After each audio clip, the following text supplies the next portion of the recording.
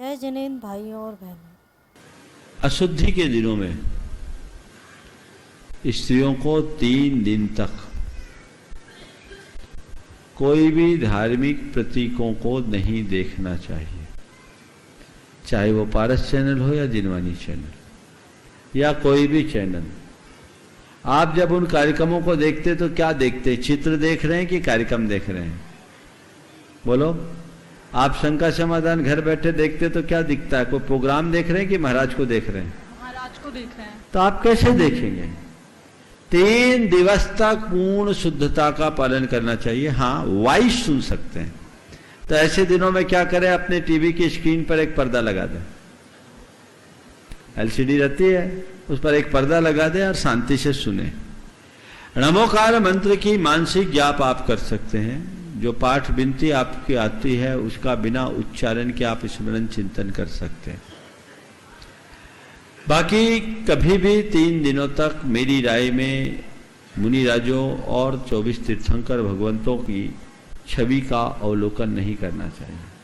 अब आप कह सकते हैं महाराज घर में तस्वीरें लगी रहती है, तो घर की तस्वीरों में आपको उतनी जीवंतता का भाव नहीं होता क्योंकि रोज देखते रहते हैं। पर टीवी के प्रोग्राम में तो ये रोज देखने में आपके अंदर जीवंतता दिखती है, इसलिए इसको आप देखिए और एक पर्दा लगाइए, गैप कीजिए। ये प्रैक्टिकल भी है, हर चीजें प्रैक्टिकल नहीं है, इसलिए मैं उसके बारे में कुछ नहीं कहता। रहा सवाल 3 दिन तक चौके में काम करने की बात का, बिल्कुल नहीं होना चाहिए। ये घोर पाप है, अनर्थ है। जिस घर में मासिक के दिनों में महिलाएं शुद्धि नहीं पालती वो घर सूतकग्रस्त माना जाता है। नेगेटिव एनर्जी का प्रवाह होता है। मैंने पहले भी कुछ घटनाओं का उल्लेख किया कि जिसमें इस तरह के कृत्य करने के बड़े दुष्परिणाम आए। अभी एक घटना मेरे सामने आई, एक बहन जी ने बताया कि महाराज जी इनने अमृत कुंड बनाया वर्षा के जल का और 3rd डे एक लेडी ने छू दिया, उसमें कीड़े हो गए।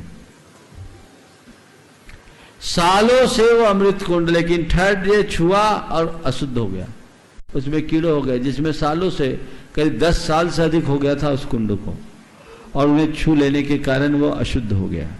तो इन सब चीजों को भले विज्ञान माने या न माने हमें स्वीकार करना चाहिए। मानता हूं कि एक प्राकृतिक घटना है, पर है तो अशुद्धि का श्राव, और मल जहां होता है वहां नेगेटिव एनर्जी का बहुत अधिक फ्लो होता है और उस नकारात्मकता का प्रभाव आपके घर परिवार सब जगह होगा। घर की रिद्धि सिद्धि समाप्त होती है। अब संयुक्त परिवार का अभाव होने के कारण ये बड़ी व्यापक समस्या आ गई। इस समस्या का निदान खोजना चाहिए। महिलाएं चौके में न जाए, पुरुषों को खाना बनाना सीखना चाहिए, अव्यवस्था बनानी चाहिए, इसमें कोई हानि नहीं। आप आगे बढ़िए। मैं तो हमेशा पुरुषों को कहता हूं कि तुम्हारी धर्मपत्नी उपवास करे तो तुम सुबह पारना तुम कराओ अपने हाथ से बना के, लेकिन इसका एक बड़ा प्रैक्टिकल सॉल्यूशन है और उसकी शुरुआत यदि पिछले साल अजमेर में तो हुई। हर समाज में मंदिरों के पास एक भोजनशाला चलनी चाहिए, शुद्ध भोजनशाला, और वहां सशुल्क भोजन उपलब्ध कराना चाहिए। और जिनके घर में ऐसे 3 दिन की असुविधा, उनको टिफिन डिलीवरी देने की सुविधा देनी चाहिए। किसी घर में दिक्कत नहीं। पिछले वर्ष अजमेर चातुर्मास में पहल हुई, वहां बहुत अच्छा चल रहा है। टाया जी यहां से भी शुरुआत कर दीजिए, कईयों की समस्या का हल होगा। हाँ बिल्कुल, वो बोल रहे हो जाएगा, हो जाएगा नहीं, उनने कहा हो जाएगा यानी हो गया। टाया जी का काम हमने देखा। और न केवल वहां, सभी मंदिरों में कीजिए। कुंथू जी केशव नगर में भी करने की कोशिश कीजिए। हर मंदिर के आसपास हो और टिफिन की सुविधा हो, हमारे समाज के एक परिवार का पेट पलेगा और आपको इस समस्या के जंजाल से मुक्ति भी मिलेगी। इसलिए ऐसा होना चाहिए। और ये मैं उदयपुर के लिए नहीं बोल रहा हूं, पूरे देशवासियों को बोल रहा हूं। इस पर्यूषण में ऐसा संकल्प लीजिए। यहां जो भी लोग आए हैं जाए वो पहल करें, सशुल्क रखे। लोग पैसा दे सकते हैं, उनको व्यवस्था चाहिए, इसमें कोई चैरिटी की भी जरूरत नहीं है। आप करें, आपकी मर्जी। देश भर के लोग जो इस कार्यक्रम को देख और सुन रहे हैं उनसे भी मैं कहूंगा इस कार्य, इस समस्या की गंभीरता को समझते हुए इसका सही निदान खोजे और अपने घर में ऐसी व्यवस्था न करे।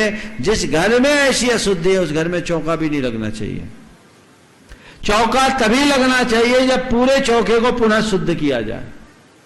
वो घर शुद्ध नहीं है, इसका ध्यान रखना चाहिए। इसके साथ ही आपके घर में सोफे होते हैं, आपकी गाड़ियां होती हैं, उन सब में कपड़े के सीट कवर होते हैं, उनमें शुद्ध अशुद्ध दशा में सब बैठते हैं। वो आपके घर की शुद्धि नहीं है। रेक्सिन का लगाना चाहिए जो 16 माना जाता है, उसमें किसी भी प्रकार की नकारात्मकता हावी नहीं होती। इसलिए आप अपने घरों में सोफा लगाओ, गाड़ियां हो तो उसकी सीट कवर आप कपड़े की बिल्कुल मत लगाओ, क्योंकि आप ये व्यवस्था तो नहीं बना सकते कि तुम बैठो तुम नहीं बैठो।